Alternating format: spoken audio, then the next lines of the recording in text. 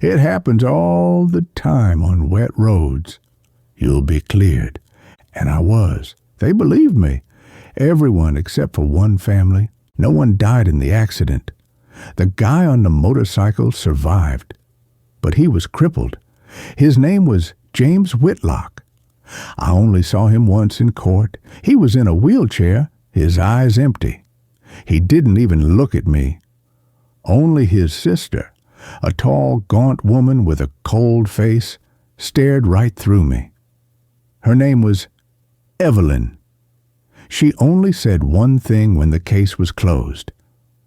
You will pay for the rest of your life. At the time, I thought it was just anger. I was wrong. My life truly became a payment.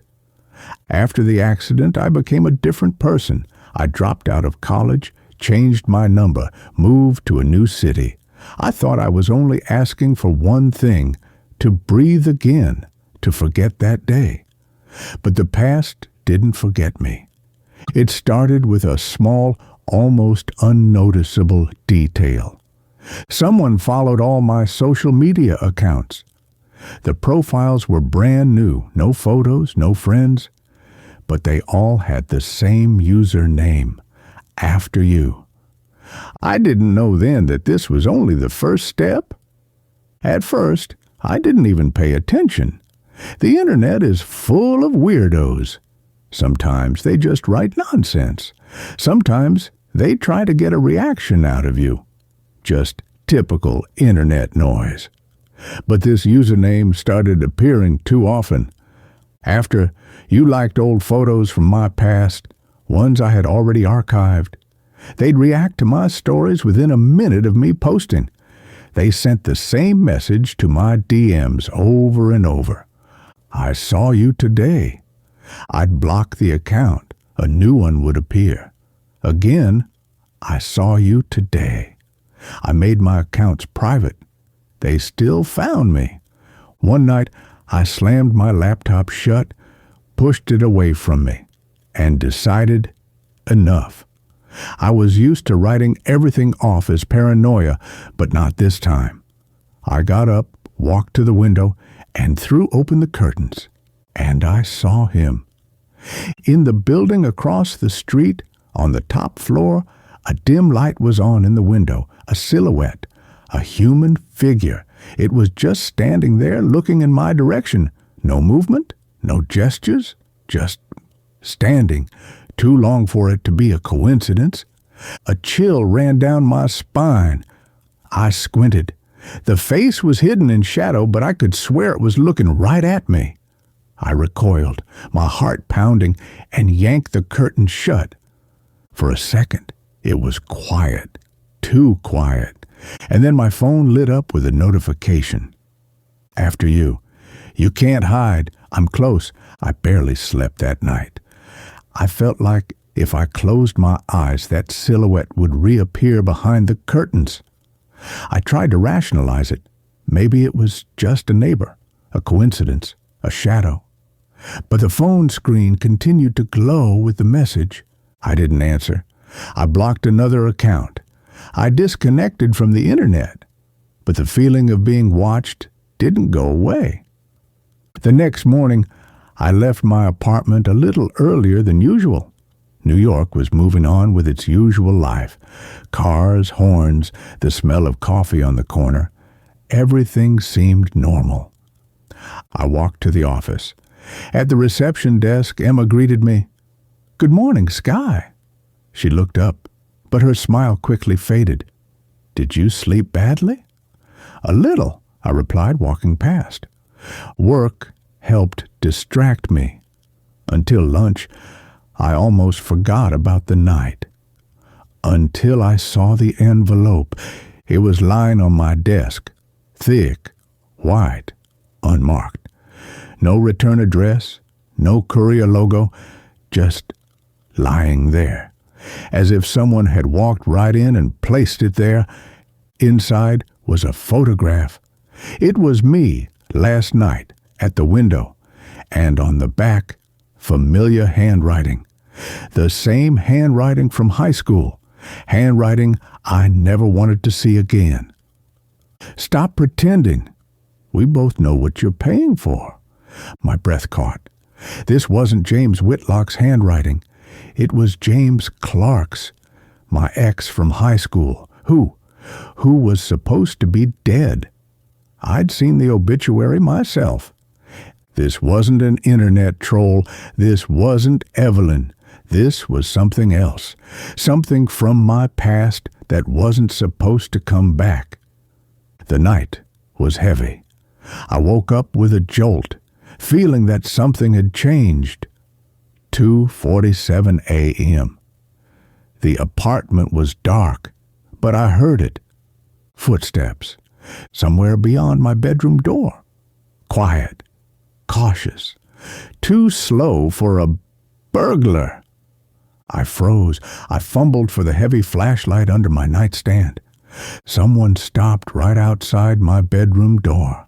I knew they were there, and then a faint creak. I flipped on the flashlight and tore the door open. The hallway was empty. I checked the deadbolt on the front door. It was locked, the windows too. No sign of a break-in. But when I walked into the kitchen, I realized I was wrong. Another envelope was on the table, same as the one at the office. Inside just 3 words, in that same handwriting, "I'm close, always." I called the police. They arrived 20 minutes later. "No sign of forced entry," one said. "Maybe you forgot to lock the door," said the other. They left. I was alone. Only later did I notice one more detail. On the floor in the hallway, a single, faint, wet footprint. One step. The police didn't believe me. My therapist thought it was psychosomatic. I was alone. I had to figure this out myself. If this was James Clark, how was he alive? And how was he connected to James Whitlock? I started digging. I skipped work, barely slept. I scoured old news archives, social media, forums. I was looking for a connection. And after you noticed, a new message came through. You're looking in all the wrong places. You want the truth about James Clark? And what really happened to Whitlock? Come here, I'll send the address. Come alone. It was a trap. I knew it, but I had no choice. I had to see the face of the person who was destroying my life. The address led to an old warehouse by the river. I got there late. The door was cracked open. Inside, a single computer monitor was glowing. I walked up to it. A private forum was open on the screen. The name, Justice for James W. I saw the chat logs. Dozens of people. She just left the office. She's at the window. Getting the pick now. Package is on her desk. The janitor is one of us. She's online. Searching for Clark. Perfect. They had been coordinating my every move. They had been watching me for months. I heard a footstep behind me. I turned. Evelyn. She stood in the shadows, flanked by 2 men. "Did you think it was just me?" Her voice was quiet, but it cut like glass. "Did you think you could just move away?" "But the handwriting, James Clark." Evelyn laughed, a cold, dry sound. "Oh, that was brilliant, wasn't it? Finding your old high school diaries you left behind when you ran. Finding a forum of enthusiasts who hate people like you. People willing to help. One of them is a calligrapher. He did a great job copying your dead boyfriend's handwriting. We knew it would break your mind, make you question reality." "Why?" I whispered. "You took everything from my brother. You're standing here, walking, working. He sits in a chair and stares at a wall. I told you you would pay for the rest of your life. The men stepped toward me. I smelled a sharp scent. Alcohol. They grabbed me, pressing a rag soaked in whiskey over my face. I choked, the liquid burning my throat. The last thing I remember is being dragged. I woke up behind the wheel of my own car. My hands were duct taped to the steering wheel. My feet were free, but I couldn't reach the brake. The car was speeding down a dark road, and I understood. They hadn't just poured alcohol down my throat. They had put me on that road. In the headlights, I saw a sharp turn.